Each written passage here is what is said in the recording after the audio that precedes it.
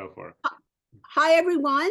This is Barrie. I'm with Jacob with Don't Shop on Tuesday with one of our wonderful chats. We're excited to talk to a young businessman, small business.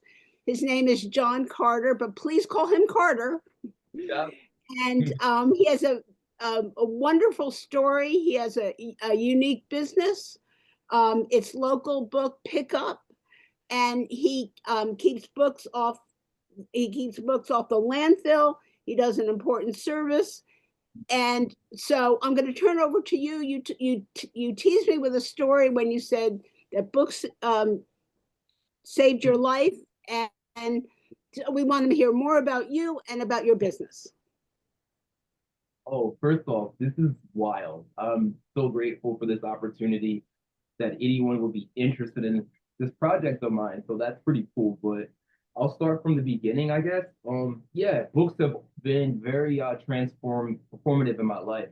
Ever since growing up as a kid, reading Jurassic Park, dinosaurs and fiction has been really impactful in my life. So I'm just grateful to share this with you guys. But I have an entrepreneurial spirit. I've always wanted to have a small business, and I've done graphic design. I've tried doing a graphic design firm. I've tried other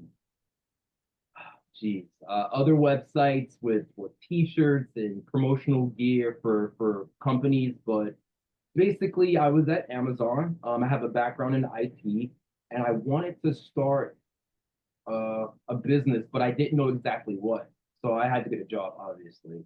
I've done other stuff in photography, but I was at Amazon and I was doing IT. So basically, I was in the fulfillment center interviewing, and I got dispatched to this department to help troubleshoot an item they had with one of the computers. So while I was there, I noticed that people were sending in information and from other places, Southeast Asia, all around the world. And I'm like, wow, wouldn't this be cool to have a product that I could put on Amazon and make some money? Because I never liked traditional work. I'm a creative person. I don't know how to explain it, but I always felt trapped. I always felt under the gun and pressure and anxious. So I always knew that I wanted something different. So anyway, I'm at Amazon interviewing for IT, and it came to me like, oh, I like books. Books, would that be something that I even can sell? Like, is that even possible? So I looked on the internet, and it was possible. You could sell books. But before I got there, so that even the idea of the epiphany of books and how books saved my life is, I had a lot of addictions growing up. I like drinking and I like smoking, and I was a partier. I learned to party at Frostburg State. I don't know if anybody ever heard of that school. It's basically a party school. So anyway, I picked up a lot of bad habits, and I had tried quitting smoking, and it didn't work. Cigarettes, it was like, I don't know, I can't describe it, but it was like you had to do the patch and all this other stuff. And I was like, I don't like this. I wish there was an easy method. So I literally typed in Google easy method to quit smoking, and there was a book called The Easy Method to Quit Smoking. But long story short, I read the book, and it deleted the smoking addiction. It just deleted it as if it never, I'm almost like a computer. And I'm like, wow, this is pretty amazing, because it wasn't hypnosis. It was reframing. It was actually a form of deprogramming, or not necessarily, I wouldn't call it brainwashing, but it just presented a set of arguments. And I used that same framework to basically eradicate several bad habits, like drinking, things that I didn't like. And I'm like, wow, this is very powerful. It came from a book. And I'm like, I wanted to share this. I become obsessed about it. I'm like, hey guys, you won't believe this. You can you can transform yourself. Just read this. I mean, some people got it, some people didn't. But when I started the company, I left Amazon and began doing local book pickup. Basically, I realized that this was going to have to be a mission-oriented business. I was looking at it from a salesman, or the Capricorn in me is like, how do I make money from this? But I quickly learned that most of the books that we're getting, only about 12 or 10% of them could be how do I had any intrinsic value for a global marketplace for like what readers really wanted. Mhm. Over 80 to 90% of them, there were no resale value. So immediately I started partnering with Better Row Books, Goodwill Savers, so many charitable organizations, Salvation Armory, and just being a middleman. So I would go up to your, like, you go to my website, and you'd say, hey, local book pickup, I have these books. I need them, I want to uh, make sure that they get in the hands of readers, so to speak. So that's basically what I did. At that point, I would get the books. I quickly, with technology, you can figure out which one will be great for the online store that I have. And then the other ones, I would just rehome. I would make it so that they got into the hands of readers.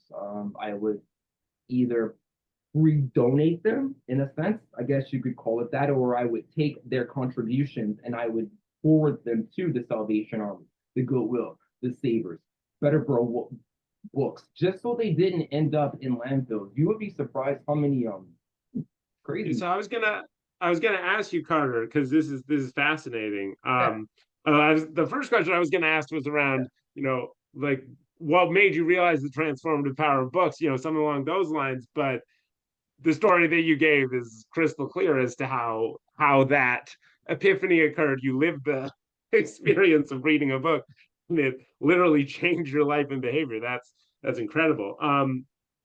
But yeah, I was wondering as you did this, so you started by thinking, around this mission driven organization, and yeah. what was the sort of scale originally? How did you even originally approach the initial set of donations? Where were those coming from? And then, yeah, just like, what is the scale of, like, what is the scale of all this, and Definitely. No, that's a really good question. So at this point, when it initially started, so on the side of the road, they'll have those clothing bins, the bins where Mhm. you can put clothes in. Have you ever seen them? They're like you Yeah, can put the clothes in the and they yellow ones often, big yeah. yellow.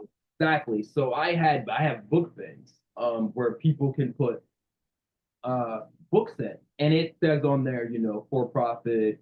Some of the books will be resold and used, but literally 80 to 90% of them, like, because kids' books don't really have an intrinsic value when you're trying to put them on a global marketplace for resale. So it immediately became an issue of, okay, are you a trash man? Like, what's happening here?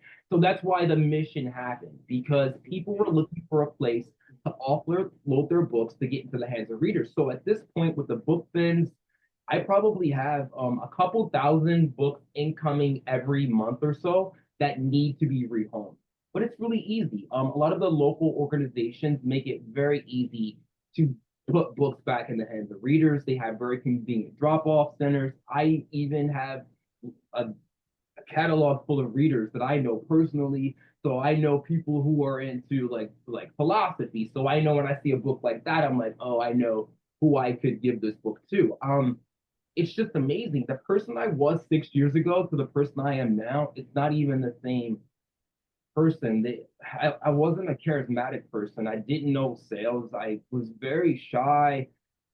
But there are books on shyness. There's books on charisma. There's books on everything. So we all have the opportunity to transform. So I'm a big, huge fan of personal transformation. And that's basically what the books allowed me to do. They allowed me to transform and grow. So I'm just blown away because I never knew that. Working in a cubicle job, working in jobs where you own small teams, but when you work out in the field, in the street, or in people's homes, it's a different type of energy. You Mhm. get to sense it's a different vibration. And along this journey, I've met so many incredible people that have changed my life. People who the media would say that you can never be friends with them because they look different than you because they're from a different zip code. But no, it's just the generosity that I've Mhm. seen from people has been unbelievable. Do you think that part of that interaction and that generosity is because the initial act, through which you receive the books, is through donation rather than sales, and so it enters into a sort of more that a lot of this is you know, even if there is a for-profit element, and clearly you're trying to make, you know, you're trying to be able to survive and thrive within within the system. But you're also, you know, doing this sort of pro-social and, you know, activity that's sort of the money in the business is instrumental for doing this other higher thing, and that people can see and feel that. No, they can. They can see my passion. And I wasn't always a passionate person. So when it was just a transaction just for sales, there was no passion. They didn't, because I wasn't passionate about it. I wasn't passionate about rescuing books from landfills, and I wasn't passionate about transformation. It was just a widget that I was using to create wealth. But the moment I realized that, hey, you're in the business of rehoming books, like you're in the business of personal transformation, you're in the business of helping people escape, a respite, if you will. There's so much noise going on right now, and books have become a refuge. I mean, it's you can literally get lost in the pages. Once I realized that people were still buying physical books, that was really a big thing, because at first I wasn't going to do it. I thought, someone's buying books. I like books, but is this something that you really could be passionate about? Is this something that could be of like a true value? So that was important to me. And then they can feel that it's contagious. I didn't know. Like the person, I met a lady in my neighborhood, my old neighborhood growing up. I'm from Baltimore. I grew up in a very segregated neighborhood.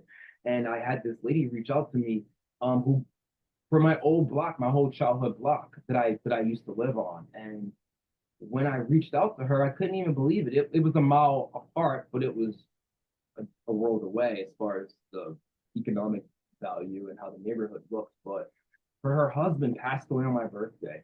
He the books he read are books that I would read. It was just the coincidences and the serendipity that follows something like this is profound. So yes, they can definitely feel the passion when it comes to it. Absolutely. I mean, I can feel definitely the passion right now, which is so, Sorry which is guys, so I'm not fantastic. used to. I have three screens here. My eyes don't know where to look. Like I Oh, don't. this is great. My eyes are like. I was Back there. muted. I was Oh, you're. muted. So that was my problem. But I just want to say I found Carter in a neighborhood chat, and it was from a widow whose husband had passed on, and there was a lot of books, and something that could have been an extremely painful um, situation, you know, tied to his passing, whatever. She just couldn't praise you enough, and it just said, you know, not only were these books taken care of, but that she felt taken care of. And I thought I've gotta call him, and because also what you represent is that business. If it's only about profit, then we're in trouble.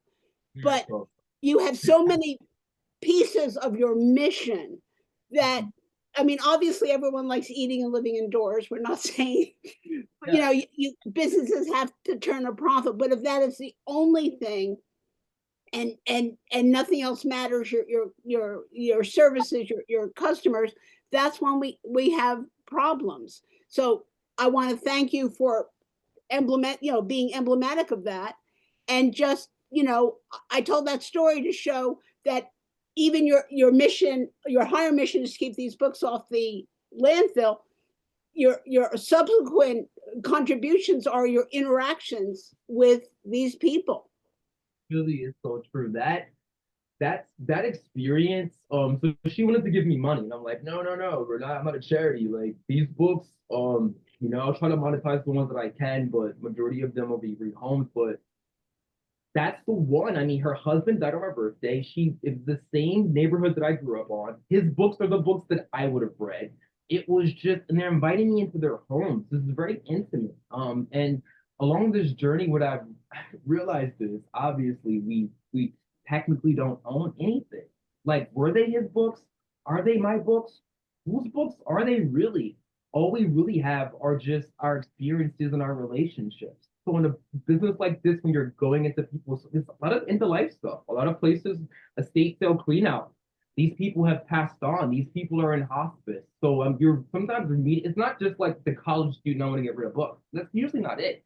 It's usually some big major life event because people don't want to give up their books, guys. They're like a part of their DNA. People don't just voluntarily say, "Hey, I want to give you my all of my yoga books that I've collected since I was 18." It doesn't happen. Some traumatic event has to happen typically. So when I'm in these spaces and with these people, whether she's a widow, she literally lost her husband 2 weeks ago, still grieving, like publicly grieving. And it's just, she was so happy that I was there to pick the books. It was a very small, it was a nice house, but you know, the houses in the city are tight and narrow with a winding staircase. And then it was like hundreds of books. And I'm like, coming down the staircase, like not trying to trip or do anything. And she was so grateful for the whole experience. And she tried to give me money. I'm like, no, I don't need anything.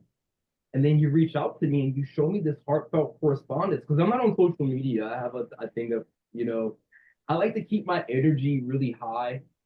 And for me to do that, I have to be very, I have to watch the incoming, unfortunately. I'm not like everybody who can just kind of like eat up everything. I can't do that. So I have to have guardrails on my brain. So I don't do social media. So you send me the correspondence. I'm like, I don't have, can you send me? And it was beautiful. It made me feel so seen and so loved. So thank you for that. I really appreciate that. So you didn't know she had posted I the one Oh. that I was supposed to send it to you? No clue. No clue. No clue. Not. It was just high and by, and I was like, "How did you get my number when you called me? How did you find me? What is this about?" But I had no clue that she even did that. She wanted to pay me. I said no. I guess that's a form of confidence that she did. So it's beautiful. Happy to pass that story on. Then happy to pass it on. Thank you so much.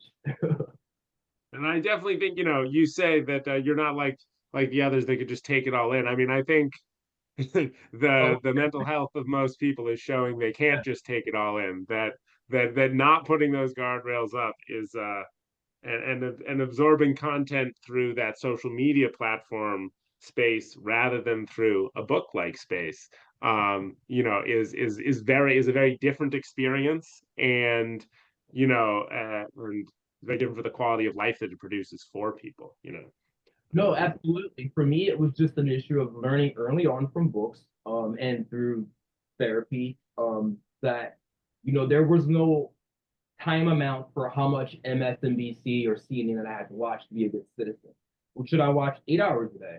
Or should I watch 3 hours? Like my therapist couldn't tell me. He couldn't, I was like, tell me how many hours of political news do I need to absorb to be a, you know, a informed citizen? And then I realized it was mostly just theater. And if I wanted to be an informed citizen, then I needed to read books or longer narrative magazine articles, because everything was so fleeting and so clickbaity that I wasn't really learning anything. I thought that I was learning, but it was more like just like dessert or something. It was like a sweet tooth, but I wasn't really absorbing any information. Empty calorie information. Empty calories. Yeah, I realized I'm like, oh, I need to read more thoughtful things, and autobiographies and even slave narratives have actually helped me deal with this time, because I realized that we are in a time of great upheaval and contrast. But just looking back at how tough it was for so many people who look like me, and how they were able to achieve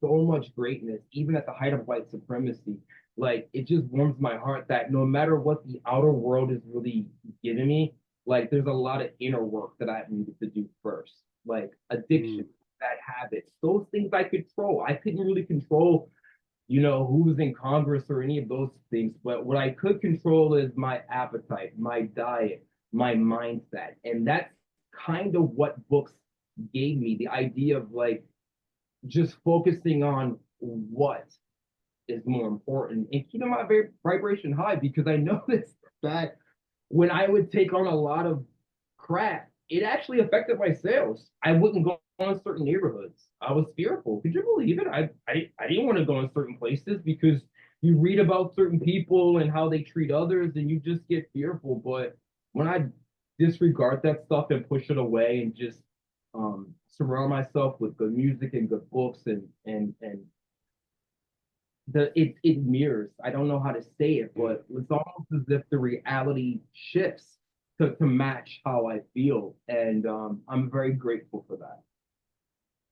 So yeah, Carter, I'm wondering as well. So we are living in a time, as you point out, where you're seeing things like, on the political spectrum, book bans. I think last year there were nearly 700 attempts with nearly 2,000 different unique titles for attempting book bans. And we're seeing libraries that are being sort of shuttered. And so these sort of public spaces of free books.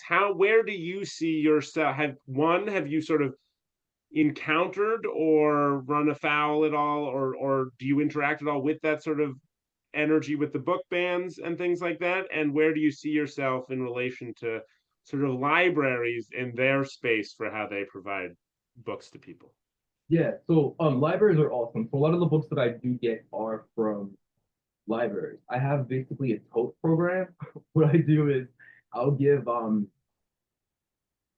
like books to librarians and basically like totes, collapsible totes. And at their leisure, when they're going through their discards, they'll put them in the totes and I'll just pick them up. So yeah, I try to even their discards that they might not use, there's someone who will use them. As far as the book bans, I sometimes the only thing I come across is books that'll get banned from a platform like that I sell on, but ultimately no, I don't really intersect with that world, so to speak, about the policies around banning books and like required reading. For me, it's all the I don't know how to say it, but for me, it's just a lot of inner work. I think for people who feel powerless, for people who feel like this what's going on in the world and how do you help and how do you impact change? For me, it all started with myself. And I used to spend so much of my time trying to get the outer world to perform a certain way so I could be happy. Like I wouldn't offer happiness until like a certain person did a certain thing. But I realize now that my personal well-being is my number one concern. So that means only interacting with things that make me feel good. I mean, of course we all have to work and do things that are required, but when we have discretionary time, and for those who might be social justice warriors, I have a lot of family members like that, and it's just so stressful their life because they take on so much heartache and pain when they're trying to, you know, change society, so to speak. So I believe in self-care. I believe in doing things that feel good. And as far as book banning, I mean, I know the subject is definitely a hot topic issue, but I've noticed that for politics, it swings. Things go in and out of vogue. And I know during this time that we're going through, I think that there's so many good things that are happening that aren't being publicized. And you guys do great work on amplifying, businesses and individuals with worthy causes. So I'm just grateful for the opportunity. Yeah, we're really grateful to have you here. Books are the key. When books are banned, then we actually had a senior fellow on from the American Library Association, and he said it's about erasure and power. When they ban books, and my mother, when I was growing up, restricted me reading because she thought it would hurt my eyes. So I still read a lot of books every week, but it was an old wives' tale. She thought I would go blind or something. I don't know, like Rudyard Kipling. So but I grew up in a small town, New Jersey, and I read the entire teenage and youth section. And it is really a way. When I was in fourth grade, I read books that just took me out of New Jersey, that took me into another place, into another time. And it is just so. It is so important to us. I have friends who are writers. It just. I just can't think of a more important commodity and service that you can be doing to help people, well, food, we need to eat, but, Food for the mind. to expand their lives. And the fact that you get so much joy out of it, and look at the relationships you didn't even know about, how touched this woman is. So you could possibly multiply that, saying about your interactions. I don't get personal, but are you able to have can you support yourself doing this? Yeah. So let's talk numbers. So I've been doing this for 6 years, and the business has generated I think So you don't have to, by the way. no, it's fun. I'm a capitalist, I'm a business dude. So that's my passion, business too, and creativity as well. But so roughly last year, in sales, I did roughly 200,000. And since the business has started, it's roughly $750,000. But more importantly, I've rehomed just under 100,000 books, more important. So that's what we do. And it's remarkable. And over what? That's just in Jacksonville? No, in Baltimore. In Baltimore. That's just in Baltimore that you've done 100,000 books. Or... Yeah, easily, absolutely. Yeah, easily. I've been doing it for 6 years. I'm inundated with books. Majority of them, again, I can't sell or make money off of. So it does turn into a thing where I'm basically taking people's items that they love and they cherish, and trying my best to make sure that they get back into the hands of readers. So majority of all the book pickups, a lot of it's just almost being a middleman, just picking them up and getting them to an organization that have massive distribution. Because the book's not going to be valuable maybe in my zip code in Baltimore. Okay, great. But when it has a national audience, it can definitely change lives. So no, it's not. That's the cool thing about it, is it's something that allows me to live and earn money from, but it also gives me a lot of other time to have other passion projects that I get to do because of it. So it's really great, and they're so transformative. That the fact that people are still reading, despite what we all thought that the e-reader would be. Only 7% of people, by the way, I think, exclusively read books off e-readers. Most people read books just regular traditional paper books. Yeah, I mean, I have to say, I definitely prefer the tactility of a real book. I fell in love with the idea of libraries when I was a kid and saw Beauty and the Beast in the library in there, and I was like, I want, what a dream. But I fell in love with books themselves back in fifth grade, and I have been a bookworm ever since. And definitely, all the ideas as you're talking about, I didn't necessarily read, especially back when I was first falling in love with reading, as many, sort of self-improvement and thought, more in like the fiction and fantasy, area, but just I think so amazing about books is that they really let you actively inhabit other minds and ideas, explore new concepts, and they really build empathy, right? Because when you read about another person's story, right, or another person's experiences, and you have to think, and and you're reading it, and I think that's different from TV, where you're passively experiencing something, whereas when you're reading it, you have to make, your mind has to do it, right? And so it gives you that extra feeling of empathy and connection, and they are powerful and transformative, which as I think, and so I think that while you say, and I definitely agree, there's a business, and you're a capitalist, and you're focused, and you believe a lot in self-help and the power of transformation here. I think also that in times like this, when you do see attacks on education, attacks on information, right, that spreading books, especially, is a powerful community and pro sort of, humanity type activity. No, it really is. And I warmed up to that. Like I didn't immediately identify it, and I'm like, wait, they transformed your life. And like a used book salesman isn't really sexy, you know? Like, what are you doing? But when you realize like how impactful it is, and the fact that people still are reading books, that people still prefer to read books, it's quite remarkable. So no, I love that I get to meet my favorite part is just meeting all the people.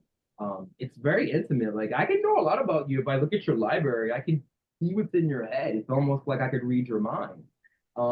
So I take that as a great opportunity to meet people and to understand how people operate. So I definitely love it. And Baltimore is a great place for books. Like so many colleges, so many universities. It's just it's great. Education for the I just want to underline something that's sometimes when people are doing good work or they're more quote unquote liberal or progressive, the attack is, you know, well, why are you making money? Or, you know, well, you know, to eat and live indoors. But we, you know, money is energy and we all need it. I mean, we all need it to live our lives. And when you can, so it matters how you earn it, how you view it, how you spend it.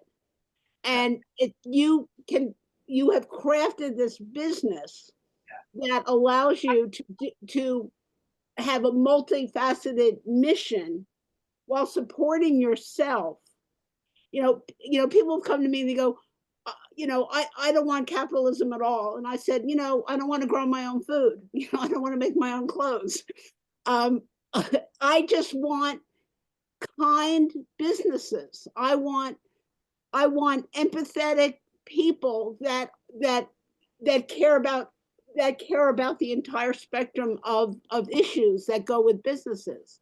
And we, you know, in DSOT, we say, look local 6 days a week. Look around your communities. And we all live in Baltimore, and we're very lucky because there's so much happening. And I want to, now we have, and I just want, we have people on our email and supporters and allies literally all over the country. So you should probably specify that you're not going outside of Maryland or whatever. Yeah, no, and I think you're 100% correct about the capitalistic mindset, and I just don't know, guys. I don't know. I have a love affair with America. Like this place, if you got your mind together and you got some skills to offer, there's no place I'd rather be for an entrepreneur who looks like me. Like my ancestors did all the heavy lifting, so I could be in this place in this time to reap the benefits of it. And I'm not going to shy away from money or capitalistic ideals. I'm grateful. I feel incredibly grateful that if you have your skills and a good head on your shoulders and can focus, then you can carve out a path. You just gotta not listen necessarily to those naysayers. And so no, I love the fact that it does make money, and I love the fact that it's not a charity because like you said, I need to eat, and the people that I deal with, they like that idea. They're like, oh, you're out here making. People love the idea. They like the idea that they're helping someone local. And not only me, they're also helping readers throughout the country because inevitably the books do get home to places all throughout the country. So it's a win-win, I think, definitely. Last question, Carter, is if you could recommend to people, you know, maybe 2 or 3 books that you think that would be great for people out there to read in times like these, or just in general. What do you think? All right. So 3 books. All my books are mindset books. So they're not the most glamorous books, but as a man, think of, Think and Grow Rich. And I think Asked and It's Given by Abram Hicks. I like Up From Slavery by Booker T. Washington. It's the slave narrative. Any book that really challenges your belief system or put you in a different mental space. I think we all could do better if we just log off and read something that fills our heart up. Because what I've noticed with going into people's homes, they pick up on your energy. They don't know they just know. I don't know how they can tell what I've been eating mentally or emotionally, but people can pick up on that. So I think if we lean into things that make us feel good, it helps amplify everyone. So that's what I would.